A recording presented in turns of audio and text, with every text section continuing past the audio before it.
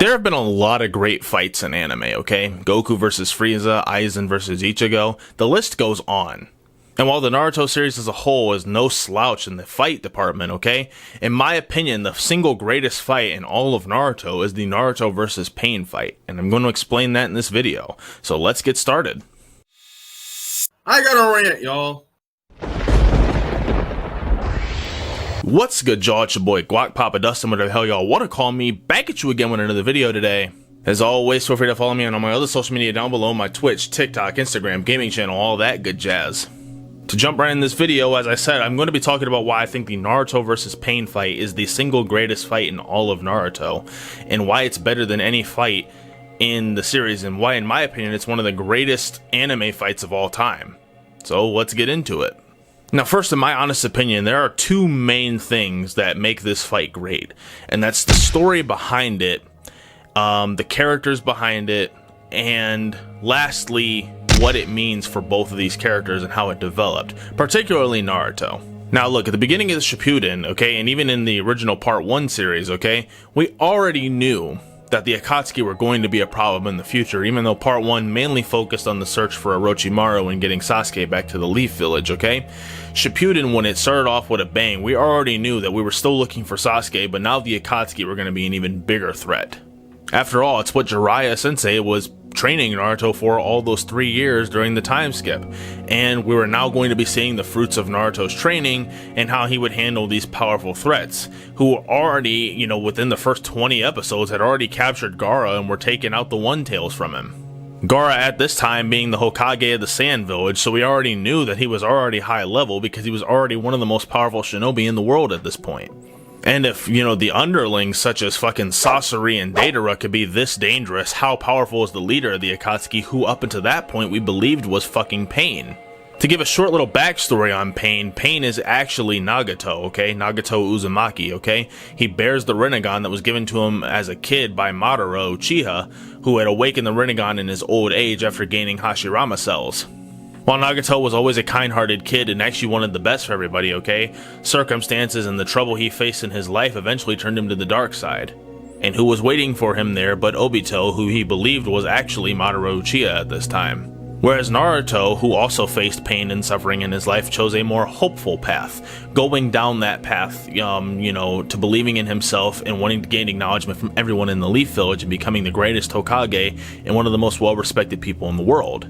We saw right at the beginning of the series when he was put in Team 7 with Sasuke and Sakura that that's all Naruto wanted, to be the greatest Hokage so that everyone would stop disrespecting him and respect him.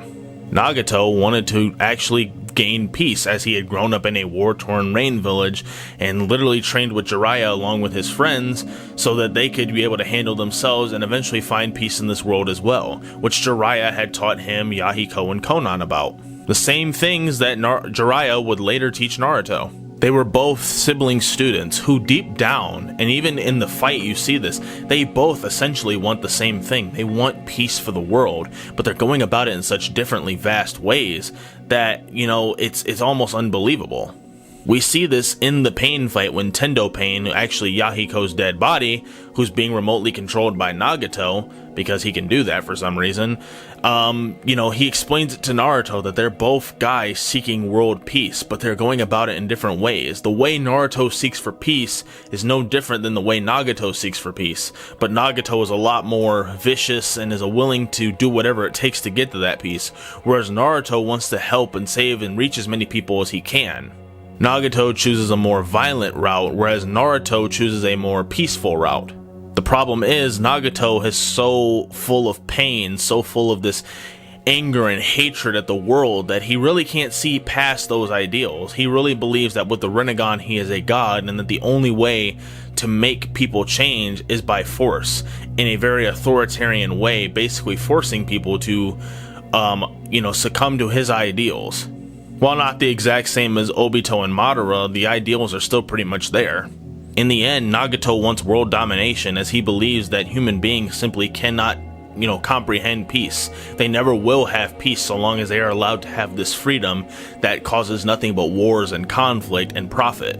While he may have a right idea that he does want peace, the way he goes about it is very cruel, similar to Madara and Obito. Even though Madara and Obito actually mainly wanted the Tsukuyomi, Nagato explains his plan as being able to capture all the tailed beasts and creating new powerful jutsu, causing wars among the world, eventually having, smaller feudal clans and villages, hire the Akatsuki as private assassins, and eventually, with all the war and profit they create, they're able to dominate the world, creating actual peace that way.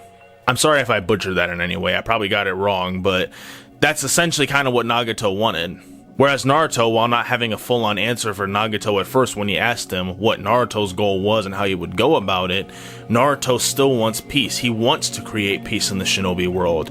And he wants to do it by, believing in himself and being able to change it and mold it with his own two hands. By becoming Hokage, and that he believes he can truly save the world in a positive way and save as many people along with it, that people can know and comprehend peace and turn to a better path. Naruto holds true to the dream Jiraiya had, that one day people will begin to understand each other and, eventually accept each other despite their differences, the differences of villages, and that people will one day come to know true peace. And Naruto, in the end of all of it, sticks to those plans.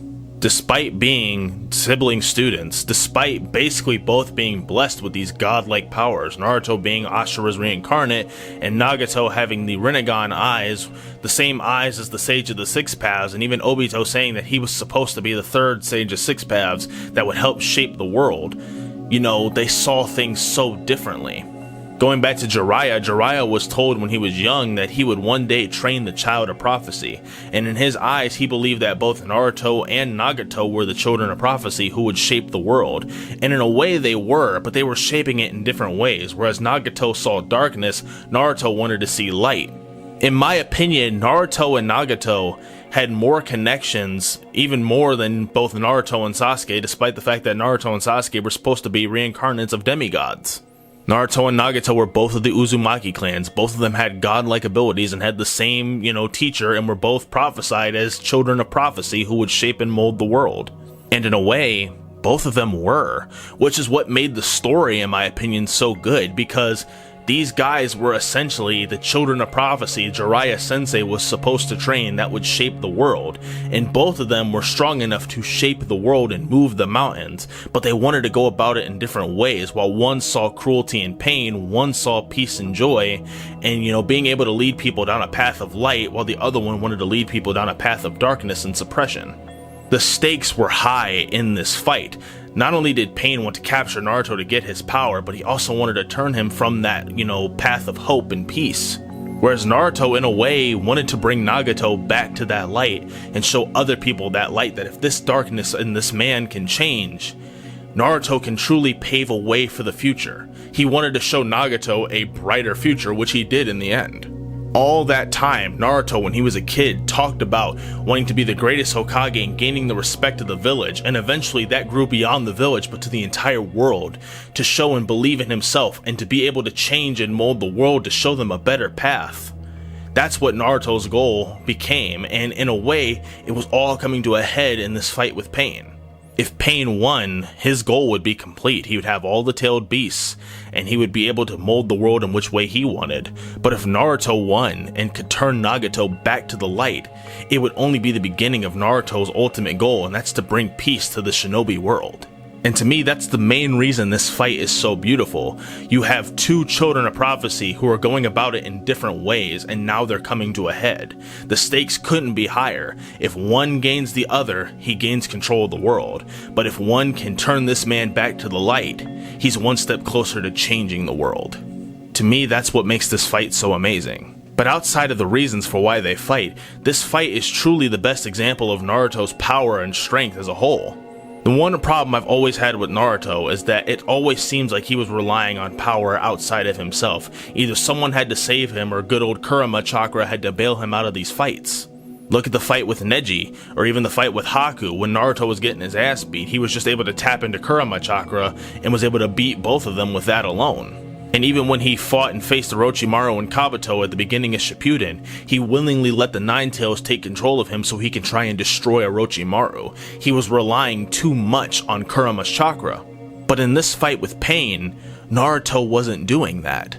After Jiraiya's death, Naruto went into a slump, but eventually agreed to go with Lord Fukasaku to mount Miyaboku so he could learn and master Sage Mode, and not only did he do that, but he mastered it and surpassed both his predecessors, his father Minato, the 4th Hokage, and Jiraiya Sensei himself. And despite not being able to fuse with Lord Fukasaku in Sage Mode, he was still able to go at Pain and master Sage Mode and was able to do it all on his own. Sure, he did have help from Lady Katsuyu, who was giving him information on all the Pain Path's abilities. He was still able to go at it with this little bit of prep time, and even won with skill and knowledge. It was his idea to create shadow clones to gather nature energy, so that when he ran out of nature energy inevitably, he would be able to summon one of the shadow clones and undo the jutsu, so that he would be able to gain access to Sage Mode once again. He was able to use Frog Kumite to take out one of the Pain Paths because they were able to absorb energy. He knew when to take out the Pains and had strategy on how to do all of this, and was even able to outsmart Pain, a much older, more experienced, and arguably more powerful opponent. Outside of going crazy when Hinata basically got fucked up by Pain, Naruto didn't rely on Kurama's chakra in this fight. And even though he did have help from his father, who had written his soul into the sealing spell somehow, I mean, I don't know how he did that with a fucking claw through his chest, but the fact that this man was able to do it is some respect. Naruto had his doubt erased. Naruto was able to win this fight on his own skill and his own knowledge, which to me was the purest form of Naruto we ever got. For one, Sage Mode got the respect it finally deserved, and we never really saw this much respect for it later on, except for a little bit in the 4th Great Shinobi War. Naruto went into this fight with his own skill, his own knowledge, his own plan and strategy. He didn't need anyone to make it up for him as he went along. While Lady Katsuyu was giving him information on all the Pain's abilities, he was able to outsmart them and was able to beat them all by himself. None of the other Leaf Village members needed to back him up on this. It was his idea to take one of the chakra receivers and reverse track Nagato so he can go and confront him and Konan and give him his final answer on what he would do about the peace of the world. It was Naruto's idea to create shadow clones to gather up the nature energy so he could activate Sage Mode once again. He was able to counter all the Pain's jutsu, and he was able to figure it out on the fly. He didn't need anyone to hold his hand anymore. In my honest opinion, this was the fight Naruto matured into the fucking greatest ninja in the world. This was Naruto at his peak. He wasn't relying on the power of the tailed beasts or any sort of, god key or anything like that. Naruto went at this with his own power, with his own skill and his own knowledge, and it showed that he was no longer the immature kid who just wanted attention from the village. He was now the hero of the Leaf Village. He was now the mature man that could stand up for his village in its time of need, and a hero that everyone could look up to. And to me, that's the second reason why this fight was so great. All in all, this fight was great because it had a great story behind it between two children of prophecy, two sibling students, two descendants of the same famous Uzumaki clan going at it for control of the world. And this fight was also great because it showed that Naruto was now the mature hero of the Leaf Village that everyone can respect, and that welcome back he got from everyone who shunned him and doubted him was the icing on top. Naruto had first accomplished his goal. He was now respected, he was now a hero, and he was loved by everyone who once cursed his name. And that is why, in my opinion, the Naruto vs. Pain fight was so damn great. Anyways, that's just a quick video I wanted to put out for you guys today. Let me know if I missed anything. Let me know what you guys think down in the comments about this fight as a whole. As always, thank you guys for the continued support on this channel. Thank you to all my new subscribers, all my old subscribers, everyone who comments, leaves comments and feedback and like on my videos. I really appreciate everything you guys do. I really appreciate all the support, and I thank you guys for that. Anyways, I'll see you guys in the next video, and have a great day. Peace out.